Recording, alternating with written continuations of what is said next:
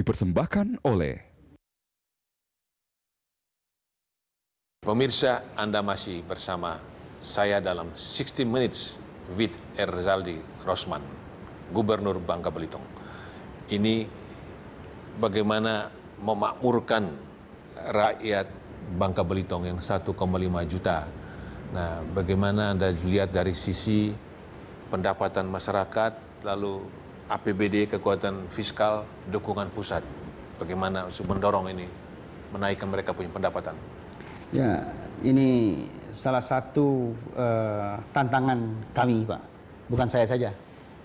Saya sebagai gubernur dan kawan-kawan wakil gubernur dan semua stakeholder, bupati, wali kota, terutama provinsi ini, kami merasa tertantang sekali karena kapasitas fiskal kami ini adalah kapasitas fiskal salah satu dari 10 provinsi yang kapasitas fiskalnya kecil. Kami dengan jumlah penduduk yang 1,5, kalau mau dalam rumusan perhitungan DAO itu sangat tidak menguntungkan kami. Ditambah lagi luas daratan kami itu kecil. Ya. Yang luas adalah laut. Benar. Jadi kalau berapa persen lautnya itu? 82% laut.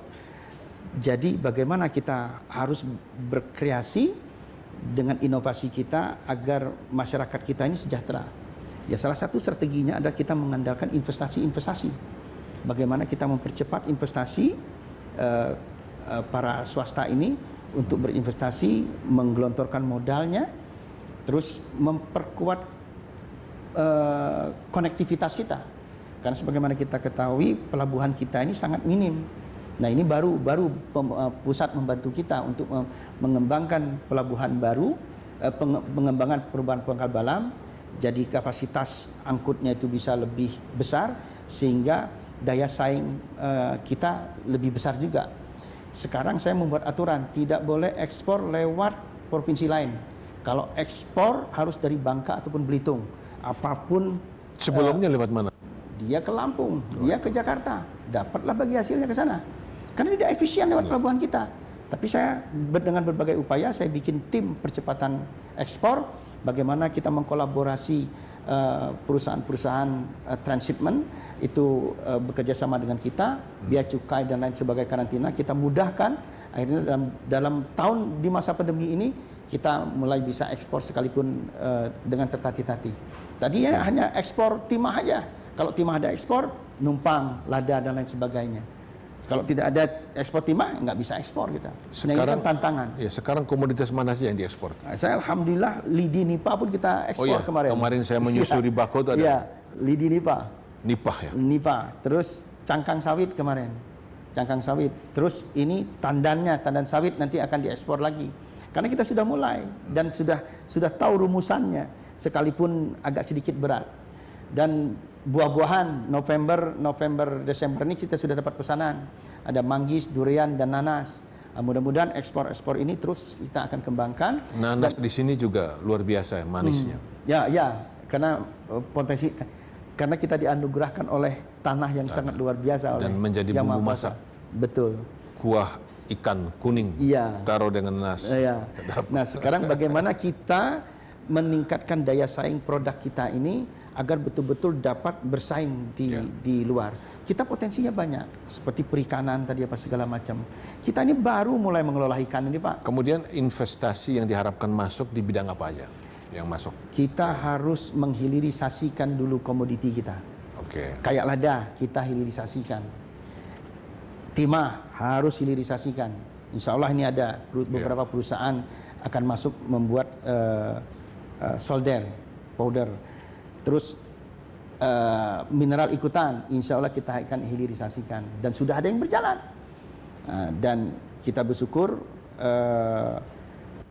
hilirisasi ini terus, dan salah satu hilirisasi lada, Pak, itu sekarang kita sedang proses di BP POM. Lada ini disinyalir, Pak, bisa melawan virus termasuk virus corona ini. Oh iya. Disinyalir. Kenapa? Dia bikin panas di kerongkongan.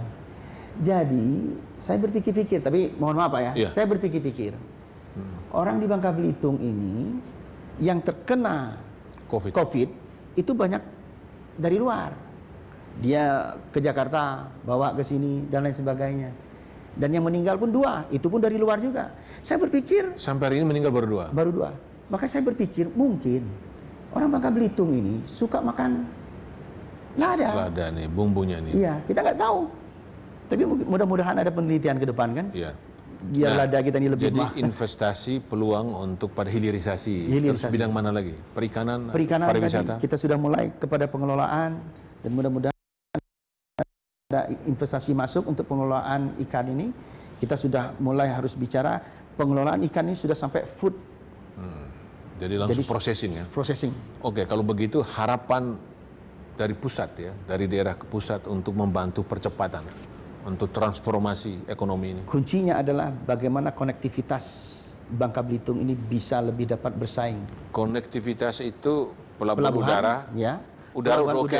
Udara nggak ada masalah. Sudah nggak masalah. Laut saja. Laut dan tidak menutup kemungkinan jembatan Bangka Sumatera yang hanya 13,5 kilo. Kalau dari Bangka Sumatera masuk ke Sumatera mana nih? Langsung Sumatera ke Selatan. Sumatera. Iya, Berapa kilo? 13,5 kilo. Itu cukup dibutuhkan. Saya rasa iya.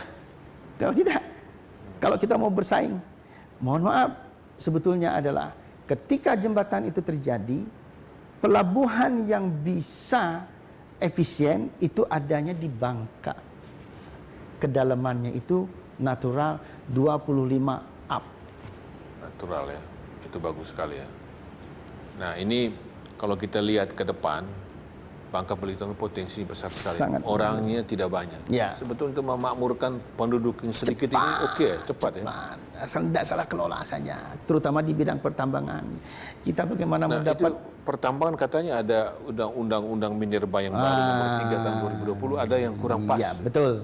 Makanya saya kemarin melakukan Judicial review formal ya Pak ya, Ya. uji formal. Uji formal. Ya. Uji formal yang pertama sebetulnya karena prosesnya kita tidak pernah diajak langsung, tidak juga mengajak langsung DPD, terus tidak ada DIM, tetapi yang paling kami keberatan adalah ada di situ. Tapi ini uji materi nantinya Pak. Kalau uji formal gagal, itu di pasal 35. Pasal 35 itu kira-kira bunyinya seperti ini Pak. Pemerintah daerah wajib harus mempertahankan iup pertambangan yang sudah ada. Pertanyaan saya Pak, Bangka Belitung ini sudah sepertiganya tambang, 45% kawasan hutan, 45% tambah 33%, 77%. Masih 23% daerah yang bisa diurus. Ketika tambang harganya jatuh, kita mau relaksasi kemana? Mau bikin tambak udang, di bawahnya ada tambang? Nggak boleh. Mau bikin pabrik, di bawahnya ada iup tambang? Nggak boleh. Mau bikin apa, selama ada iup tambang? Nggak boleh. Jadi banyak Pemda yang mendukung nggak ini? Atau belum paham? hanya satu-satunya mungkin Provinsi Kepulauan Bangka Belitung. Saya nggak tahu kenapa. Apakah yang lain nggak aware, saya nggak tahu. Ya. Tapi yang pasti bagi saya, kalau ini terjadi, ya nggak usah lagi ya. Kita ngurus suruh aja semua pusat. Benar. Jadi ini harus yang namanya otonomi daerah ya harus lebih baik ya. Pak Gub, terima kasih. Terima kasih kembali. Pemirsa, demikian 60 Minutes with Erzaldi Rosman, Gubernur Bangka Belitung. Saya Primus Terburu undur diri. Kita jumpa lagi dalam 60 Minutes berikut.